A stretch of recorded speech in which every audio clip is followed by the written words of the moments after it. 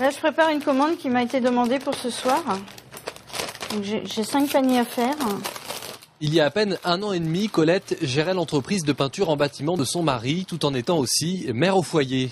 Je gérais la maison, l'entreprise de mon mari, je faisais des temps partiels. Bon, j'étais plus souvent à la maison que maintenant. Vous étiez heureuse ? Oui, parce que c'était une autre vie. Mais je commençais à saturer. Alors à 53 ans, Colette décide de monter son propre magasin.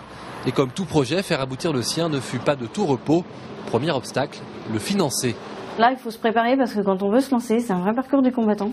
Ouais. On me l'avait dit, mais je ne pensais pas que ce serait à ce point-là. Il y a des banques qui m'ont dit qu'où j'étais située, ça ne marcherait pas, que voilà, que j'étais trop ambitieuse. Voilà, j'ai entendu plein de sons de cloche. Mais voilà, Colette avait une idée en tête, vendre des produits vendéens dans son propre magasin, ouvrir sa boutique, une idée qui ne date pas d'hier.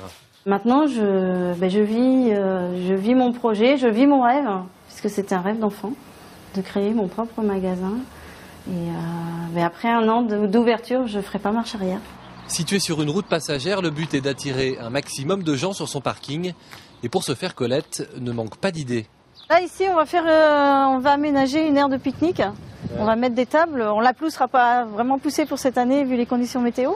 Mais on va mettre des tables de pique-nique pour permettre aux gens de se poser et éventuellement de rentrer dans le magasin pour voir, goûter et même éventuellement acheter les produits. Et les produits, ce n'est pas ce qui manque ici. Tous sont d'origine vendéenne. Et s'il en manque 1 ou 2, il faudra le lui dire, car toute la Vendée culinaire, ou presque, est dans ce magasin.